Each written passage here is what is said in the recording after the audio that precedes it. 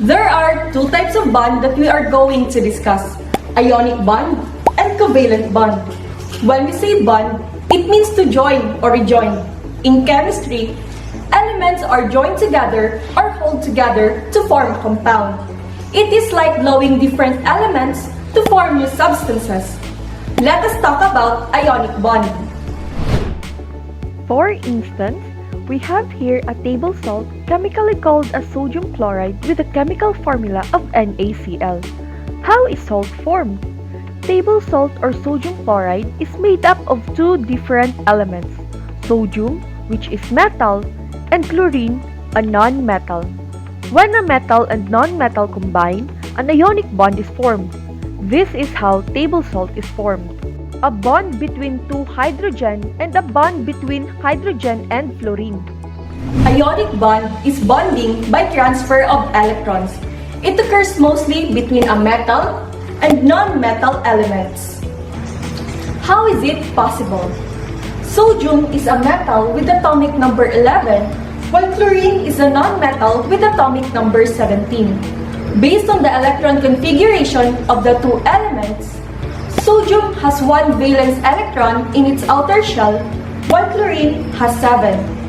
Atoms are combined to become stable. According to octet rule, an atom must have 8 valence electrons in its outer shell to attain stability. Sodium is less electronegative than chlorine since it has a smaller number of valence electrons compared to chlorine. Thus, sodium will tend to lose its electron to chlorine and chlorine will tend to accept. By losing one electron, sodium becomes positively charged, called cation, and by accepting one electron from sodium, chlorine becomes negatively charged, called anion. Atoms with charges are called ions. Sodium and chlorine becomes ions in this case. Ions with opposite charges attract each other. Thus, sodium and chlorine attract each other and form sodium chloride or table salt. Let us go back to the electron configuration of sodium and chlorine. Let us examine how sodium and chlorine atoms achieve stability by gaining 8 electrons in its valence shell. Chlorine has 7 valence electrons in its valence shell and it needs one more electron to become stable. On the other hand, sodium has only one and it needs 7 more to attain stability. In such case, sodium will lose its 1 electron to chlorine to become stable. Since losing 1 electron requires only smaller amount of energy than gaining more 7. Now, chlorine has 8 electrons on its valence shell, while sodium, upon losing 1 electron to chlorine, also loses its outermost shell. It has also achieved stability because the second energy level contains 8 electrons. Thus, both atoms obey the octet rule. Try to look at the compound sulfur dioxide. This compound is made up of the elements sulfur and oxygen, which are both non-metals and form covalently.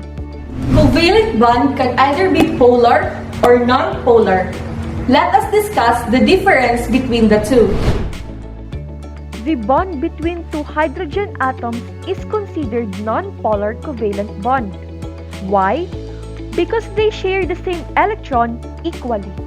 The electronegativity of hydrogen is 2:20. Hydrogen and fluorine is an example of polar covalent bond. Why? Because fluorine is much more electronegative than hydrogen. What is the effect of being more electronegative? Fluorine will pull the electrons towards itself.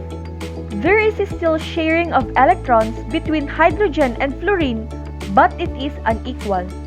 It causes hydrogen to have a partial positive charge and fluorine to have a partial negative charge. The presence of positive and negative charges is called a polarity. It creates polar covalent bond. Let's have a quick review of ionic bond and covalent bond by comparing them.